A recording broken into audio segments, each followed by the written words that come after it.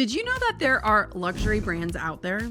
Maybe you're wondering, well, what does it take to scale a luxury brand? And how do I not lose the exclusivity and the personalization that could make it special? If you've ever wondered or pondered about growing a high-end business while maintaining its premium feel, well, this is the episode for you. Today, I'm sitting down with one of our Gold Digger podcast listeners, Elizabeth Solaru, founder of Luxury Business Emporium and author of The Luxpreneur. Elizabeth's journey is nothing short of extraordinary. She went from being a scientist to a headhunter to an award-winning luxury cake artist serving royalty.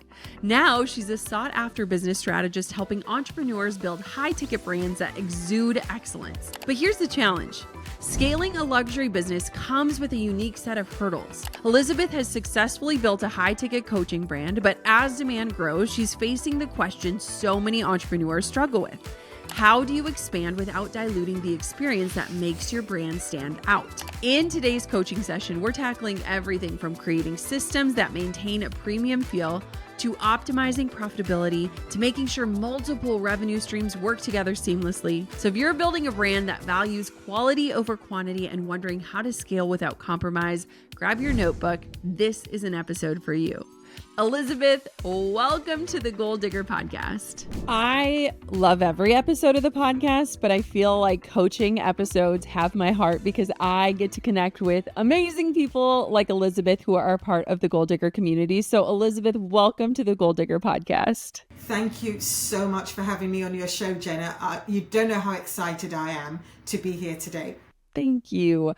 I want to know, so paint the scene for us a little bit as to where you are in your journey, what your business is, who you serve, and then we'll dive on into some of the questions that you have today. Okay, so quick background. Used to be a scientist, then became a headhunter.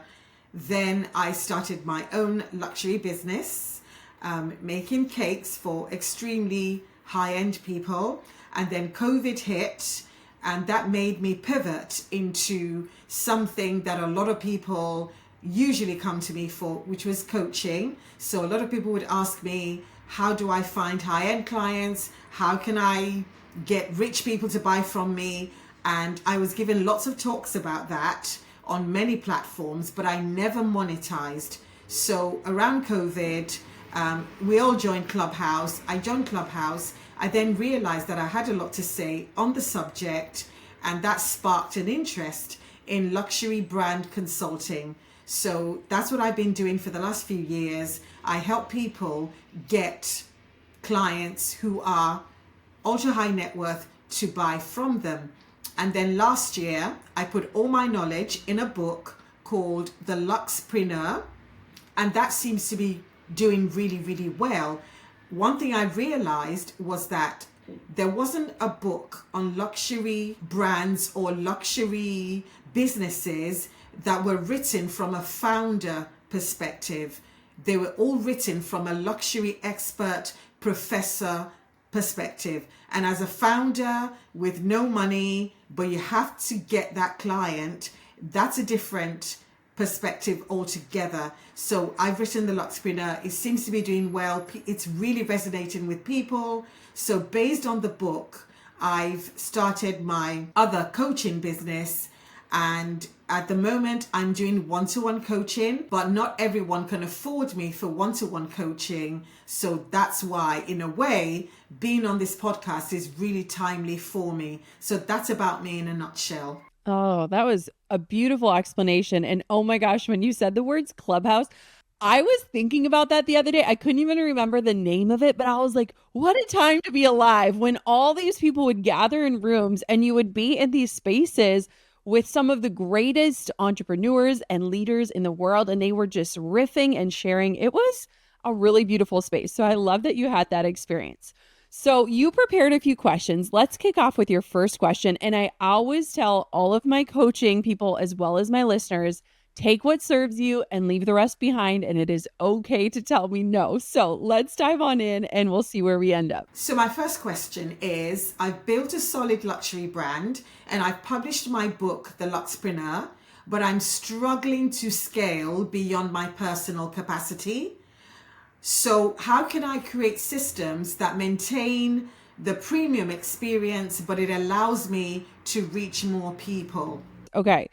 So, first, this is such a common challenge. And I think any entrepreneur that is in any sort of one to one or more service based business, I think you really quickly start to see where you're capped, not only with your capacity, but also with your income, right? I experienced this as a wedding photographer. I remember the first year I hit six figures, I had shot 30 weddings. I was so exhausted, right? I was like, I can't keep like this is not sustainable, and also this might not be my definition of success. And so one thing that's really even more delicate about the space you're in, which is luxury is all about scarcity, it's about personal touch, and it's about this like white glove treatment. So not only are you capped in terms of like the energetic spend that you have with clients, but you're also capped with some interesting other indicators that other entrepreneurs might not really notice. So, one thing I want to ask you is I'm going to turn this back to you is just what are the feelings that you want every client to have, no matter what tier of level that they're working with you, whether they're buying your book for, 20, 30 bucks, or they're working with you one on one. What is that feeling that you want them to have? Ooh, that's a fantastic question. I want them to feel heard. I want them to feel understood and listened to because I've been in their shoes before.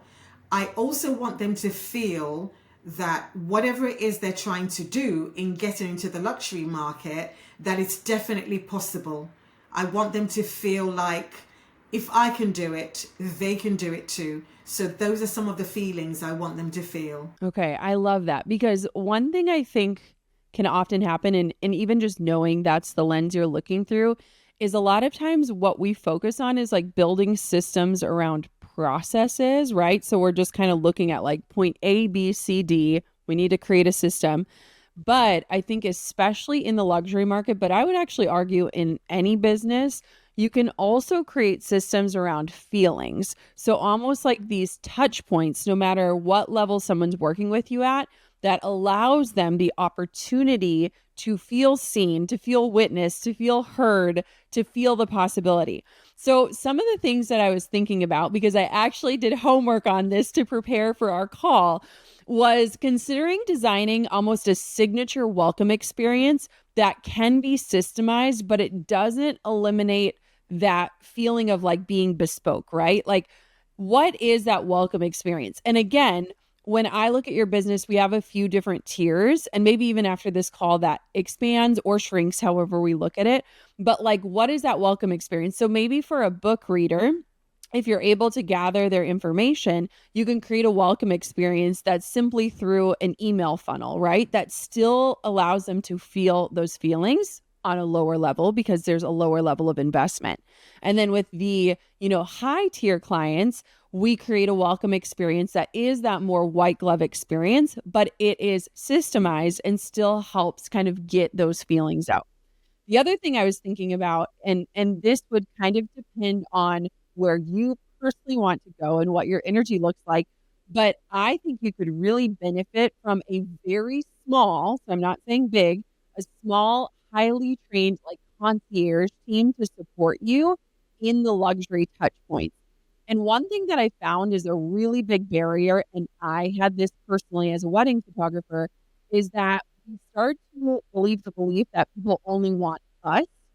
And it's a beautiful belief, right? But I think that if we unpack it, it also can stem from our ego. And when we work above our capacity, we're likely not giving the experience we want to in the first place, right? And so I remember one of my best friends, she's one of my copywriters, she's incredible. And I remember when she was like going through motherhood and she's like, I need to be the one that writes every single word for my clients. They only want me. And I was like, guess what? If somebody on your team wrote those words and I knew that they followed your system and you did the final sign off on them, I am a-okay. I just want that level of service. And so that would be the second idea. The last thing that I think would be really beneficial, and this also goes for our listener today, is really taking a look at identifying what parts of your work are uniquely you and what parts could be elegantly delegated. And I love the word elegantly. I feel like it hits the luxe area that we're talking about. But I also think, even the other day I talked to my mom and she's the main caregiver for my grandparents. And she sat down and made a list of like, here are all the things I'm doing for them. But there are only a few places that only I can do these things. And I think as women, we take on so much that we're missing opportunities to really serve at the level that only we can in the spaces that we desire to. And so those were the three things. One question I have for you, because I have a follow up on this, is when you think about like the luxury brands that you personally love, whether it could be fashion or travel or hospitality, what are the specific touches that make you feel like you're in luxury hands? Like, what is that for you? Oh, that's a great one. I think for me, so I'm thinking of hospitality now. I think I'm thinking of the kind of welcome I get in a hotel, because I do love afternoon tea.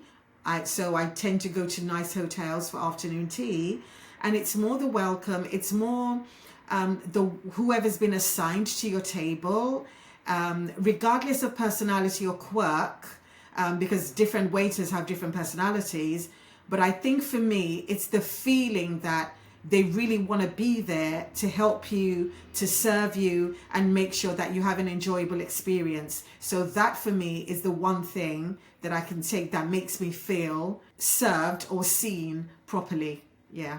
I love that. And I love that response because I think we've hopefully experienced something like that where you feel like they're excited to be with you and in your presence and they're paying attention. And I do think that based on some of your offers, other people could take on that role in that position for you if done well. Because it's kind of like you said, like at afternoon tea, it doesn't necessarily matter who your server is. If they're all giving that same level of experience and feeling, you don't really care, right? So that might be something that we can think about as we go to the next question. So my next question is, yes, I've noticed that my revenue is increasing, but profit margins aren't keeping pace. So what strategies would you recommend for maintaining the same luxury positioning while improving profitability? Okay, so I love this question because I think people often assume that luxury equals high profits automatically, right? Like, isn't that funny? But I think that that's a misconception out there, right? Like, It's actually the opposite yes, sometimes. and that's what I was going to say. It can be so incredibly expensive to maintain that level and that experience if you aren't careful. So, one of the things that I was thinking about is kind of almost auditing. So, as I was thinking about this question, is almost like an audit. And so, things that I would love to look at is where are you potentially over delivering in ways that clients don't actually value? And I see this often in our own businesses, even in digital businesses, where we're like, hey, there's this free bonus or like this surprise and delight that actually might add overwhelm to somebody. Or we're adding in these like valued at X, Y, or Z dollars, but the client doesn't value that at the same expense. And so, one thing I'd be curious about is, Elizabeth, have you ever been able to poll your past clients on, like what were their favorite parts? Like just kind of to get that insight? Because I'm just curious if there are places that you're over delivering based on your own preferences that could maybe be cut back or that people aren't expecting and wouldn't know that they were missing out on. That, I think, is a great question because I think what I need to do is get detailed feedback. So rather than, oh my God, Elizabeth, that was amazing. I had an amazing session. I had a fantastic session. I think I need to kind of reverse audit because, yes, they may have had an amazing session, but what have they actually gone to implement? So out of everything I've said in the session, what have they actually done? And I think we could link, I love that because it's making me think. I think we could link the effectiveness to that. So there's no point in delivering all the extras if what's making them very effective is one or two particular things. So that's one thing I definitely will be going back to do. So I need to audit my own delivery, my own self. I love that so much for a bunch of different reasons because I think oftentimes, especially too, I know like when I was a wedding photographer, as my prices got higher because the demand was higher, then I felt like I had to throw in everything in the kitchen sink. It's just a tendency. And honestly, I think that simple sells better and complexity adds confusion. And a lot of times when we think we're over delivering, we're actually overwhelming. And so, what might also be interesting is either at the beginning of a session, if it's like a returning client, is asking them to brag about themselves. So, my therapist actually does this where she's like, share 3 brags with me of like things that you have implemented. And it gives her insight into like, where am I actually taking action and what stood out to me about our past session long enough past the hour that we spoke to remember. And then maybe at the end too, you could ask them like, what are 2 actions you're going to take based on this conversation? Because what they're finding valuable might be different than what you were perceiving as value. And it doesn't mean that anything's wrong. It just might help you go deeper on those pieces and just simplify. Another thing that I'm curious about or that would be worth auditing is a lot of times there are hidden costs within our processes that we don't necessarily see. It's almost like this kind of hidden underneath the surface of like, if we're taking face value of what someone's paying and what we're making, it often doesn't necessarily equal the same because there's so much cost to doing business. And so there might be hidden costs within your process that you could eliminate that doesn't affect the client experience. And so, one thing Drew and I, my husband and I laugh at all the time is like, we'll partner with companies and they'll send us like a box of their swag, like their t-shirts, their mugs, their hats. And it's like, the last thing I need is more swag. I don't want any more coffee mugs. I just brought a bunch to our local soup kitchen and it was funny, like looking at all these different mugs. And so while the company thinks they're adding value, what they're really doing is adding clutter to my life. And it's by no fault. I think some people absolutely love that stuff. I'm just not one of those people. And so it just might be a place too where you're like, oh, people might not value this, or do they even want it? And could I maybe skip this step? And then the final thing that I was thinking about for you is because the one-to-one is impossible to scale without scaling your capacity. I was thinking about like, if this were me, if I were Elizabeth, would there be an opportunity to create a higher margin digital offer that can complement your luxury one-on-one so that you're serving with different levels without adding a ton of work? And so it'd almost be the lower tier. And what I would personally do is use those group sessions to be a great facilitator to pay attention to what your ideal client is thinking. But then once they complete the group session, the people that are the best fit can graduate to the one-on-one to stay on and work with you. So it could also be almost a pre-qualifier to the right level of clients that can also maybe afford your investment. Because the way that I see your business being sustainable, and this could be wrong, but this is based on my own experience, is as the years go on, being able to take on less clients but charge more is ultimately the goal. Is that in alignment kind of? Oh, absolutely, absolutely. I mean, you've hit the nail on the head, and I think that's a very good thing. Looking at that sort of not quite mid-tier, but at least looking at it as another high-level funnel for the one-to-one. I think that works really, really well. It's a great pre-qualifier too, because certain people aren't necessarily ready to invest at a super high level, or they want to make sure that that investment is the right one, which makes sense, right? And so I think too, that's a lower risk, lower emotionally spent opportunity. One of my best friends last year, she had launched 2 different offers. One was a bigger mastermind, which was a higher ticket. They had more in-person events, more one-on-one touch points. And then she did a lower tier version of that where it was less in-person events, less high touch, less one-on-one coaching opportunities. Both were incredibly successful. And now she's seeing people almost graduating from that middle tier up into the next one. And so it also gives you continuity. And I think one of the hardest parts about that one-to-one business is the feeling of like you always need to be out there to get new clients versus having like a super high retention. And so sometimes those group programs can just feed right into the bigger one, which allows you to just have a little bit more security as well as you go throughout the year. Because I know it can easily ebb and flow based on how many clients you have and if people renew or stay on. So my question would be for you to ponder afterwards is just when you look at your offers, is there one that you feel like you're working the hardest on for the least amount of a return? Because that's usually the one you want to start optimizing is like from an energetic, a time standpoint. Like, is there certain one offer where you're like, I am pushing this so hard, but like when I look at what I'm actually earning, it's not worth it. And that's where I would start optimizing just to focus on like efficiencies and things like that. I love that. Thank you. That's very, very useful. And I can easily think of one offer right now. It's on the website, but I've pulled it. Really. I love that. Thank you so much. Well, you're already doing that then.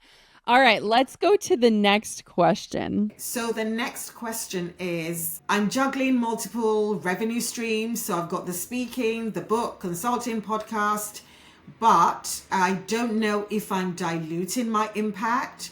So how can I create more synergy between these offerings while staying true to my core expertise? Okay, so my first question is, do you like doing all of the things? I do. Yeah, that's good. No. I do. I love the fact that, for example, the podcast, that is so natural to me because, I had a great time, like you said, on Clubhouse. I love the consulting because, again, I get to meet different people, etc., etc. And then I loved writing the book because for me, that was, I don't know, it's just something I just felt I had to get out. And with the book, once it's done, it's done.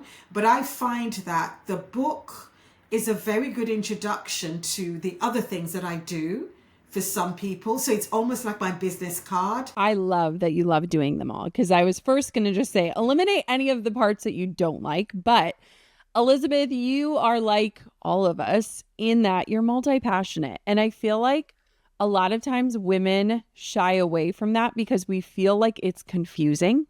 Right? Like it's like we're not in the box. It's hard to describe who we are and what we do in one clean sentence because we want to do it all. And so the problem with it, and this is one that I often face as well, is that it can often end up feeling like we're running like 5 different businesses, right? And so it's like, where does one start and one end, and how does this all make sense? And so one shift that helped me so much was asking, okay, what is the through line in my entire business that connects every offer? Like what is, if somebody picks up your book or listens to your podcast or hears you speaking or lands on your website, like what is the through line? And if that can be really clear, you are not diluting the space at all. You're reaching people at different stages of their journey and at different areas where they're able to invest. And so I think there's no fear in that.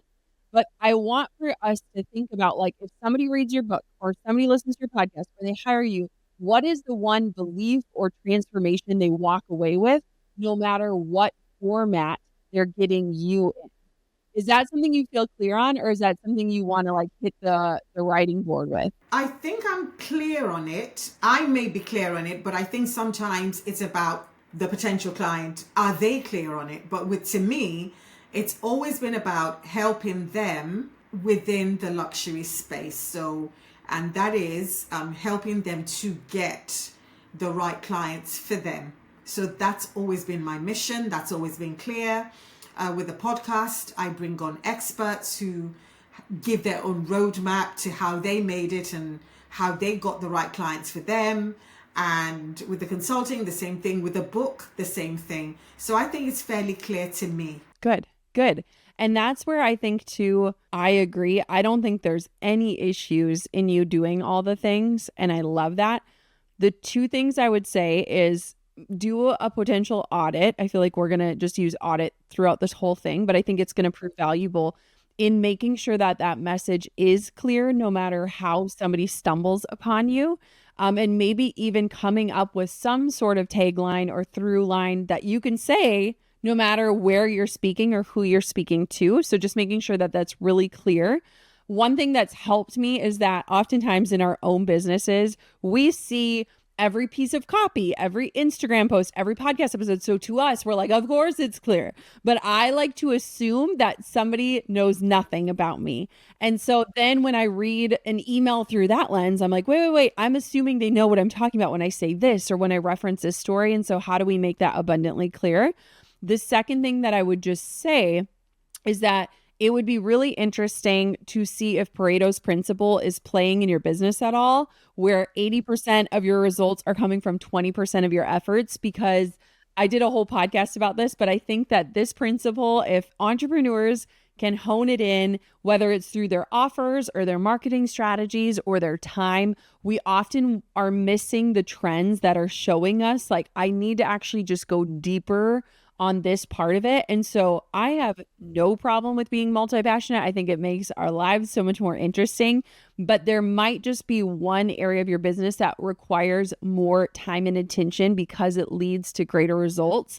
And so if you know that confidently, then you can maybe kind of separate your time in a way that reflects that in a better way. I love that. That's, again, I talk about that with my clients as well, the 80-20 rule. So yeah, I think I definitely need to. And I think I kind of did, because there was one that I was spending a lot of time on, but it wasn't bringing me anything. But now, yeah, you're absolutely right. It's about having that balance and, yeah, checking to make sure that my because 80% of my clients, I'm suddenly thinking, oh my God, my 80% have come from X, whereas I've been putting effort on Y. So yeah, that's one thing I definitely need to think about. Thank you. Amazing. All right, next question. So my next question for you is, I've built significant authority in the luxury business space. And in fact, yesterday, I was named one of the top speakers on luxury in the world. However, when it comes to raising my prices further, there's a bit of I still have a bit of hesitancy. So what mindset shifts or practical steps would you recommend for me to overcome this ceiling? Yeah. Okay. First off, a massive congratulations. That's incredible. I'm so excited for you. And I often feel like, too, as entrepreneurs, we don't often get awards or recognized. And so when we get them, we need to take it in and like actually pause. Like what that really means is massive and beautiful. I think this question is so juicy because I think luxury pricing is such a mental game, right? Because in the luxury space, price is a part of the positioning, right? You probably teach this. And so it's like if you're too accessible, you risk losing the very people who want to pay for the exclusivity. And so one mindset shift that helps is really realizing like your pricing isn't just about you and what it is that you want to earn. It's about the perceived value to the client that you want to serve. And so sometimes the act of raising your rates increases demand because it signals rarity and prestige, which again, you teach for all the markets you're in, but it can be harder for yourself. This last week, I was negotiating this offer, and someone had sent in this like partnership offer, and it was like way lower than what I usually charge. And so I responded back and was like super kind and gracious and was just like, all right, here's what my rates are, but also here's the value you get. Like, here's what comes with this.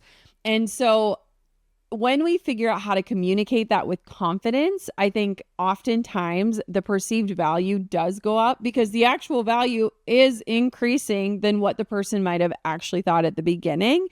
And so we want to figure out ways to decrease your accessibility in a way that feels really great. One really easy way to do this, especially if we stay on the lane of speaking, since that's what you're recognized for, is one of the things that I said for many years is like, I only speak on 5 stages a year. Like I put a limit to that and just let people know, like, you're not going to see me on 50 stages. This isn't what I'm going after. I speak on a very limited amount of stages, especially because I'm a mom and I don't like to travel to be away from my kids. So if I'm going to be gone, it's got to be worth it for me. And so kind of setting parameters around that can decrease your accessibility, which can again increase your perceived value. My question for you is this, is like, if you had to price based purely on the transformation that you know and you're confident that you can deliver, not your time, not what feels, quote, fair to you, what would that number be? And you can share it out loud if you want to, or you can keep it to yourself as you work through it.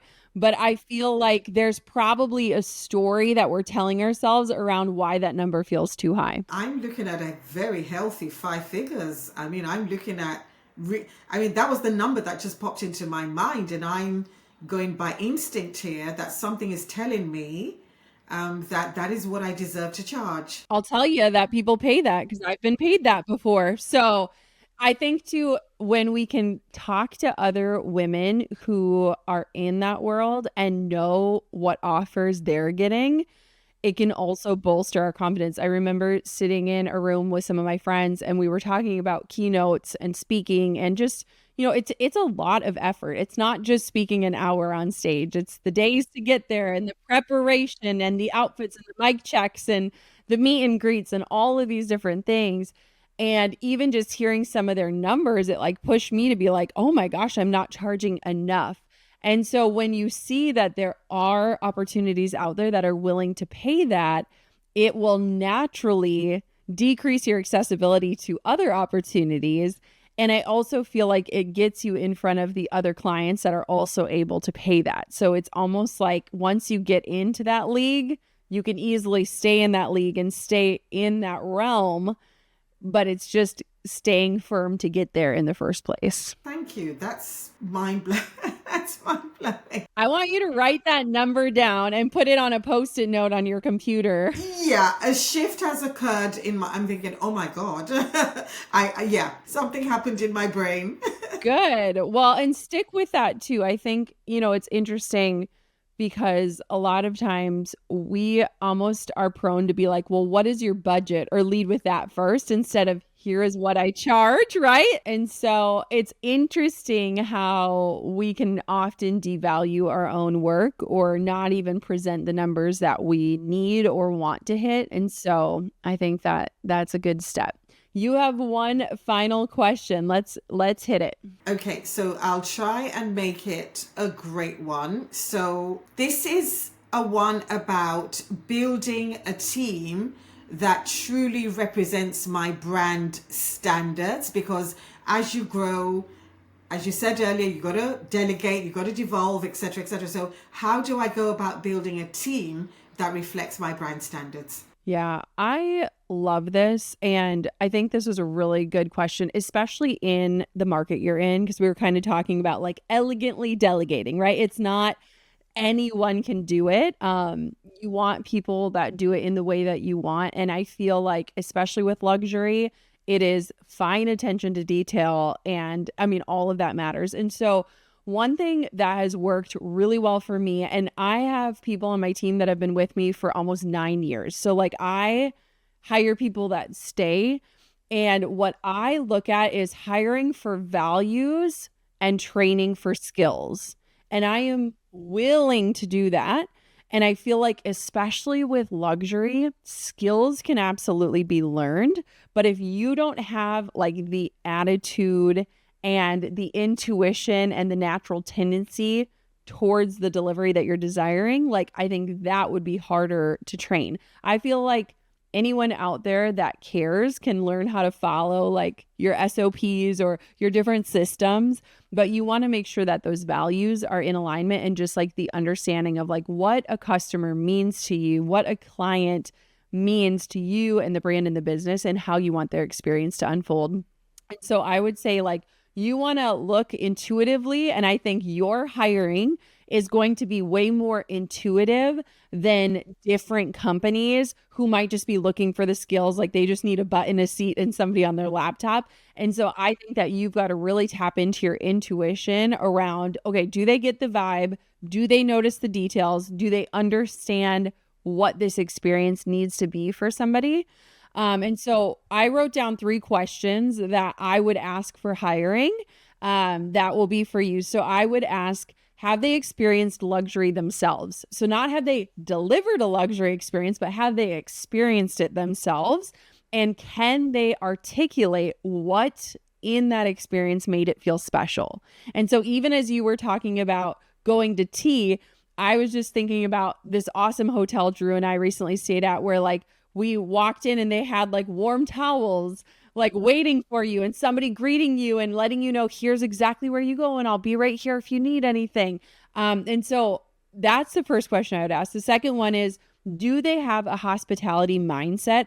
Meaning, can they anticipate needs before they are spoken? And so one thing I think, although our businesses are very different, one thing that my team is incredible at is anticipating needs and figuring out, okay, not only what do we need to get done, but what does our clients need? And so you want somebody that can pay enough attention, not just to follow step A through Z, but to pay attention to that nuance of like, can you anticipate needs?